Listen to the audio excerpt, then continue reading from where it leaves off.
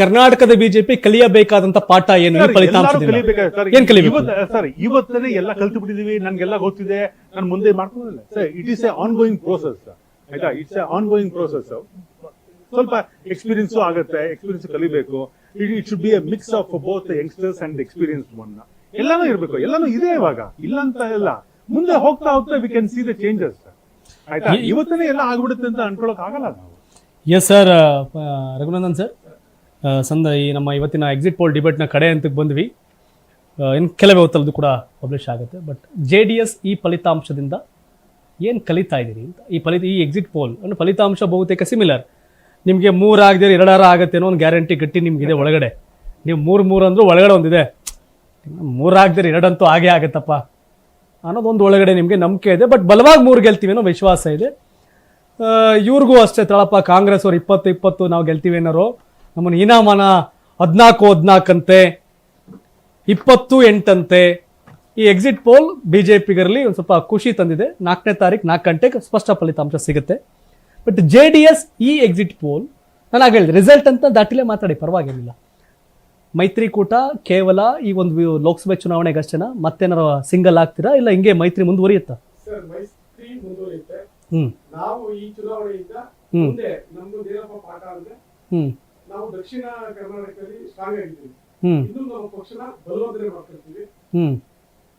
ಬಲವರ್ಧನೆ ಮಾಡಿ ಮುಂದಿನ ದಿನಗಳಲ್ಲಿ ನಾವು ಇವರು ಮೈತ್ರಿ, ನಮ್ಮ ಬಿಜೆಪಿ ಜೊತೆ ಮೈತ್ರಿಯಾಗಿ ಮುಂದಿನ ಸರ್ಕಾರನ ನಾವು ರಚಿಸಕ್ಕೆ ಸಂಪೂರ್ಣ ನಾವು ಪಾಲ್ದಾರರಾಗ್ತೀವಿ. ಪಕ್ಷ ಇವತ್ತು ಎಲ್ಲಾ ಕಡೆ ಸದೃಢವಾಗಿದೆ. ನಮ್ಮಲ್ಲಿ ಏನ್ ಕೊರತೆ ಇತ್ತು ಅಂದ್ರೆ, ಸ್ವಲ್ಪ ಈ ಚುನಾವಣೆಗಳು ಫಲಿತಾಂಶಗಳು ಹಿನ್ನಡೆ ಅಂತ ಕಾರ್ಯಕರ್ತರು ಹುಮ್ಮಸ್ ಕಡಿಮೆ ಆಗ್ತದೆ. ಎಕ್ಸ್ಪೆಕ್ಟೇಷನ್ ಮಾಡ್ತೀವಿ. ಇಲ್ಲೂ ಕಡಿಮೆ ನೋಡಿ, ಮೊನ್ನೆ MLC ನಾವು ಗೆಲ್ತೀವಿ, ವಿವೇಕಾನಂದವರು ಗೆಲ್ತಾರೆ. ಶಿಕ್ಷಣ ಕ್ಷೇತ್ರದಲ್ಲಿ ನಮ್ಮ ಮೈಸೂರು ದಕ್ಷಿಣ ಕ್ಷೇತ್ರದಲ್ಲಿ ಅಲ್ಲೂ ಗೆಲ್ತಾರೆ. ಇದು ನಮ್ಗೊಂದು ಮೆಟ್ಲು, ನಮ್ಗೆ ಹೇಗೆ ಹಿನ್ನಡೆ ಆಗಿತ್ತು ಇದೊಂದು ಮೆಟ್ಲು. ನೀವು ಕಾಂಗ್ರೆಸ್ ಅವ್ರ ಜೊತೆ ಸಂಬಂಧ ಮಾಡಿದ್ರಿ, ಬಿಜೆಪಿ ಅವ್ರ ಜೊತೆ ಸಂಬಂಧ ಮಾಡಿದ್ರಿ, ಇಬ್ರು ಜೊತೆ ಸರ್ಕಾರ ಮಾಡಿದಿರಿ. ಕಾಂಗ್ರೆಸ್ ಅವ್ರು ಬೆಟರ್ ಇದ್ರ, ಬಿಜೆಪಿ ಅವ್ರು ಬೆಟರ್? ಕೇಳಬೇಕಲ್ಲ ಯಾವ ಸಂಬಂಧ ಸರಿ ನಿಮ್ಗೆ ಅಂತ. ಇದೆಲ್ಲ ಆದ್ಮೇಲೆ ಈ ಕಾರ್ಯಕರ್ತರ ಒತ್ತಡ ಏನಿತ್ತು, ನಾವು ಬಿಜೆಪಿ ಅವ್ರ ಜೊತೆ ಹೋಗ್ಬೇಕು.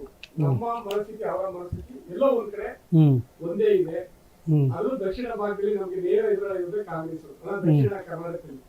ನಾವು ಅವ್ರ ಜೊತೆ ಹೋಗಿ ನಾವ್ ಏನ್ ಸಾಧನೆ ಮಾಡಕ್ಕೆ ಆಗುತ್ತೆ? ಏನ್ ನಾವು ಕಾಂಗ್ರೆಸ್ ಏನು ಮಾಡಕ್ಕಾಗಲ್ಲ. ಹಾಗಾಗಿ ನಮ್ಗೆ ಬಹಳ ಸಂತೃಪ್ತಿ ಇದೆ. ನಾವು ಬಿಜೆಪಿ ಮೈತ್ರಿ ಇರೋದ್ರಿಂದ ಅವ್ರಿಗೆ ಮಿತ್ರ ಪಕ್ಷವಾಗಿದ್ದು ನಮ್ಗೆ ಬಹಳ ಖುಷಿ ಇದೆ. ಒಂದು ಸಹಜವಾದಂಥ ಪ್ರಶ್ನೆ, ಎಲ್ಲ ನಿಮ್ಮನ್ ಪಿರಿಯಡ್ ಆಗಿರಲ್ಲ, ಒಂದಷ್ಟು ಸಂಕಷ್ಟದ ಸನ್ನಿವೇಶ ಬರುತ್ತೆ. ಮುಂದೆ DK ಶಿವಕುಮಾರ್ ಸಿದ್ದರಾಮಯ್ಯ ಹೇಳಿಕೆಗಳ ಗಮನಿಸಿದ್ರೆ BBMP ಚುನಾವಣೆ ಬರುತ್ತೆ, ಜಿಲ್ಲಾ ಪಂಚಾಯತಿ ತಾಲೂಕ್ ಪಂಚಾಯತಿ ಚುನಾವಣೆ ಬರುತ್ತೆ. ಇವತ್ತು ಕೊಡುಕೊಳ್ಳೋ ವ್ಯವಹಾರ ಮಾಡಿದಿರಿ ಇವತ್ತು ನೀವು ಮತ್ತೆ JDS ಅವರು. ಈ ಜಿಲ್ಲಾ ಪಂಚಾಯತಿ ಲೋಕಲ್ ಬಾಡಿ ಎಲೆಕ್ಷನ್ ಬಂದಾಗ ನಿಮ್ಮ ಮೈತ್ರಿ ಅದೇ ಲೆವೆಲ್ ಗಟ್ಟಿಯಾಗಿರುತ್ತಾ? ಕಿತ್ತಾಟಗಳೇನಾಗಲ್ವಾಗಾದ್ರೆ? ಇವತ್ತಿನ ಮನಸ್ಥಿತಿ ಈಗ ನೋಡ್ತಾ ಇದ್ದೀವಿ, ನಮ್ಮ ಬಿಜೆಪಿ ನಾಯಕರ ಮನಸ್ಥಿತಿ ಇರ್ಬೋದು, ನಮ್ಮ ನಾಯಕರ ಮನಸ್ಥಿತಿ ನೋಡಿದ್ರೆ ಆ ಇನ್ನೂ ಕೂಡ ಆ ಸಮಸ್ಯೆ ಉದ್ಭವ ಆಗಲ್ಲ. ಅಲ್ಟಿಮೇಟ್ಲಿ ನರೇಂದ್ರ ಮೋದಿ ಅವರು, ಅಲ್ಟಿಮೇಟ್ಲಿ ಕುಮಾರಣ್ಣವರು ನಮ್ಮ ಕಾನ್ಸಂಟ್ರೇಷನ್ ಇರೋದ್ರಿಂದ ನಾವು ಕೊಡು ತಗೊಳ್ಳೋದ್ರಲ್ಲಿ ಯಾವುದೇ ತರದ ಇದಿದ್ರೆ ನಾವು ಸೊ ಗ್ರೌಂಡ್ ಕೂಡ ಅದೇ ರೀತಿ ವರ್ಕ್ ಮಾಡಿದಿರಿ. ಯಾಕೆಂದ್ರೆ ತುಮಕೂರು ವಿಷಯ ಬಂದಾಗ 4.25 ಲಕ್ಷ JDS ಮತಗಳು, ವಿಜಯ್ ಸರ್ 4.25 ಲಕ್ಷ ಬಿಜೆಪಿ, 4.25 ಲಕ್ಷ ಕಾಂಗ್ರೆಸ್ ಮತ ಇತ್ತು. ಸೋಮಣ್ಣ ಮೈತ್ರಿಕೂಟದ ಅಭ್ಯರ್ಥಿ, ಸೋಮಣ್ಣ ಪರವಾಗಿ ಕಾಯ ವಾಚ ಮನಸ JDS ಅವರು ಕೆಲಸ ಮಾಡಿದರೆ, ಬಿಜೆಪಿಗರು ಕೆಲಸ ಮಾಡಿದ್ದಾರೆ. ಸೊ ಆಗ ನೋಡ್ರೆ ದೊಡ್ಡ ಲೀಡ್ ಆಗಬೇಕು ಅಂತ ತುಮಕೂರು ಲೆಕ್ಕಾಚಾರ. At the same time Chikkaballapura ಇವತ್ತಿನ ಗೆಲ್ತೀವಿ ಅಂತ ನೀವು ಅನ್ಕೋತಿರೋದಕ್ಕೆ ಕಾರಣ JDS. ಚಾಮರಾಜನಗರದಲ್ಲಿ ಫೈಟ್ ಕೊಟ್ಟಿದ್ದೀವಿ ಅಂದ್ರೆ ಕಾರಣ ಅದಕ್ಕೆ JDS. ಬೆಂಗಳೂರಲ್ಲಿ ನಿಮಗೆ ಗ್ರಾಮಾಂತರದಲ್ಲಿ ದೊಡ್ಡ DK ಸುರೇಶ್ ಅವ್ರನ್ನ ಸೋಲಿಸ್ತೀವಿ ಅಂತ ನೀವೇನಾದ್ರು ಮಾತಾಡ್ತಿರೋದಕ್ಕೆ ಕಾರಣ JDS ಪ್ಲಸ್ ಬಿಜೆಪಿ ಮೈತ್ರಿಕೂಟ. ಸೊ ಈ ಥರ ಒಂದಷ್ಟು ಮೈತ್ರಿ ಪ್ಲಸ್ಸು ಮತ್ತೆ ಮೈನಸ್ಗಳು ಅಂತ ಬಂದಾಗ ನಿಮ್ ಕಿತ್ತಾಟಗಳೇ ದೊಡ್ಡ ಮಟ್ಟಕ್ಕೆ ಆಗ್ಲಿಲ್ಲ. ಹಾಸನ ಒಂದು ಇದು ಎಕ್ಸಿಟ್ ಪೋಲ್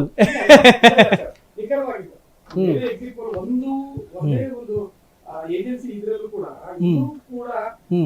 ನೆಗೆಟಿವ್ ಎಲ್ಲೂ ಬರ್ತಾ ಇಲ್ಲ. ಕರ್ನಾಟಕದ ವಿಚಾರ ಅಂತ ಬಂದಾಗ ಎಲ್ಲ ಮೋರ್ ದೆನ್ 20-22-24 ಕ್ರಾಸ್ ಆಗ್ತಾ ಇದೀವಿ. ಯಾವ್ದು ಒಂದೇ ಒಂದು ಸಮೀಕ್ಷೆ ಕೂಡ ಪೋಲ್ಸ್ ವಿಷಯ ಬಂದಾಗ ಕೂಡ 20 ಕೆಳಗಡೆ ಯಾವ್ದು ಇಲ್ಲ. ಅದೇ ಆವರೇಜ್ ಅಲ್ಲಿ ಇದೀರಿ. ಅದು ಹೆಂಗಿದೆ ಅಂದ್ರೆ 24 ±4 ಅಂದ್ರೆ ಕನಿಷ್ಠ 20 ಕುಸಿಬಹುದು, ಗರಿಷ್ಠ 28ಕ್ಕೆ ಹೋಗ್ಬಹುದು. ಹಾಗಾಗಿ ವಿಜಯ್ ಸರ್ ಬಹಳ ಖುಷಿ.